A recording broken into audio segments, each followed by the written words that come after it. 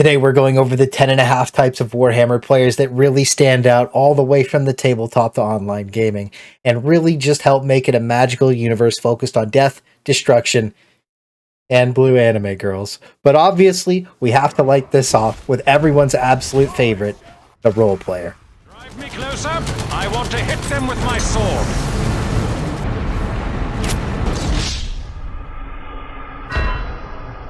Through pure fire and passion, they uphold the Emperor's might in every situation you could imagine. And you obviously should have already guessed, our best and brightest example was Henry Cavill. He is the true Giga Chad of Warhammer, and soon to be a well-deserved real-life Space Marine, bridging a true gap as a magnificent actor between roleplay and reality. Which brings us into our second and most common Warhammer enjoyer, the Lore Master. But since the Warhammer universe is so vast and complex, it's truly impossible for a mere mortal to know everything. Even the masters of the Black Library have to rely on a greater power to keep track of their lore. And of course, I'm talking about the god of lore himself, Luetin 9, who has become the ultimate lore master. And there are many that may try to emulate in their own specific favorite thing about Warhammer. And often you'll see them spamming paragraphs preaching the Emperor's will, correcting and forcing the knowledge of the universe upon you, but mostly become memes in comparison. And our second and a half one is one of the most hated type of Warhammer 40k players, the intentional loser. And these have existed since the dawn of tabletop. And just when things aren't going their way, they just march their valiant guardsmen into melee against the most heinous of monsters and horrible of situations, but quickly evolved into online gaming as the last person you ever want on your team, quickly trying to ruin the fun and game that everyone else is trying to enjoy by making you lose and sending you home or back to the lobby on purpose.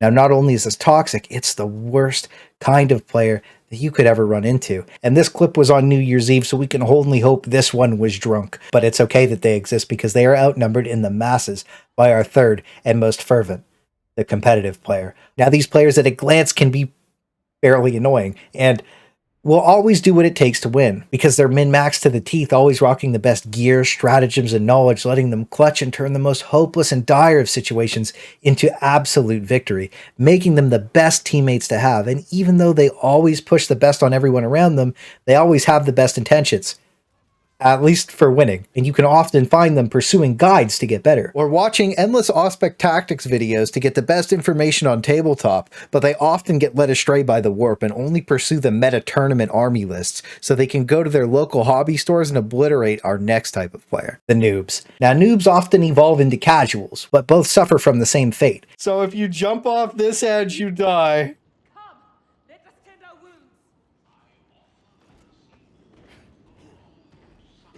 Oh, that's how it goes. I didn't believe you. Your average Darktide YouTube commenter.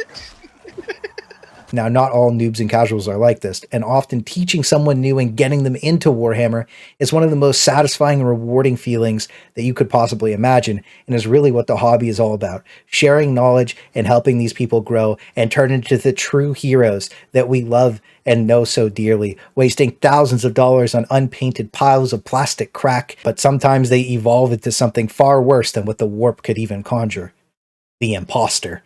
And no, we're not talking about a Mogus, we're talking about another one of the most evil types of Warhammer players. The guy who hasn't painted a model in 10 years, but somehow used 43 different painting techniques, magnetism, and object source lighting on his first model back posting on Reddit and the forums. And to top it all off, they usually have imported sand from Dubai, and they devolved into a new type of degenerate. The person that posts their unopened box of models trying to farm karma on Reddit. I know. It's horrifying. A chill ran up my spine as I said it, but it's okay. The Christmas season just finished, and we won't have to deal with them until next year. And you better believe with pure determination, they will appear in greater numbers again, only to get their posts shamed.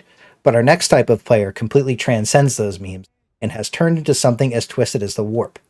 The Collector. Now, the Collector comes in many shapes and sizes that range all the way from armies worth hundreds of thousands of points, to piles of unpainted shame, or even a bucket of works. It doesn't matter because we all play the same game, and eventually those models will get painted, hopefully at least, and participate in some epic games, because it doesn't matter if you're playing a 500-point game or even a 300,000-point epic apocalypse game. That is probably one of the most epic games that I've ever watched on MWG Studios, but it always comes down to the same thing, and that's the passion and desire to have fun making some new friends and playing the game we all love.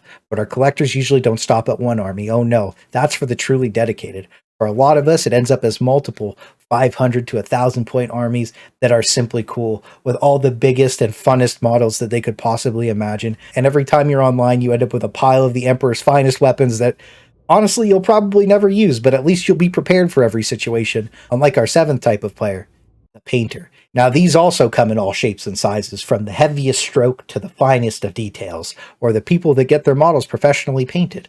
But a truly good painter takes pride in their army and is focused on the pure aesthetics and does everything they can to make their army look the absolute best for either the shelf or the battlefield. So that way, when they win or lose, they're always doing it in a blaze of glory. But unfortunately, not even the best painted armies can stand a chance against our 8th type of player, the High Roller.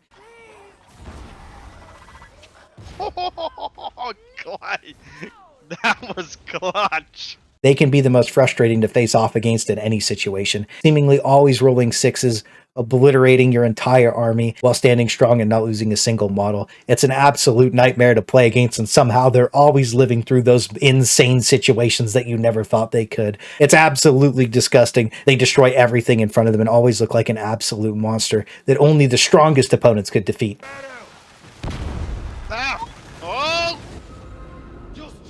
Yes, one simple barrel boy just happens to be the strongest opponent. But anyone who's ever watched Tabletop Tactics knows the face of a true high roller, the Spider. This man is vicious and has some of the hottest dice anyone's ever seen, making the Dark Eldar more relevant than anyone ever before him, and seemingly can't be matched. And anytime you see someone like this appear, it often creates our 9th type of player, the Rager. Now, the Rager is never a pleasant sight, because when a tabletop worth thousands of dollars gets flipped over and burnt to a crisp, nobody is happy. And it is truly the negative little voice inside of every single one of us, fully let loose with no filter, in full force on everyone and everything around them, often blaming their teammates for bad luck for their outbursts, and can be triggered by the smallest things, from bad dice rolls to even facing a skilled opponent, or something like lag. But the reality is, we love them as much as we hate them, because it's always funny to see what they're going to do next, and usually coincides hand in hand with our 10th and final type of Warhammer player, the Low Roller.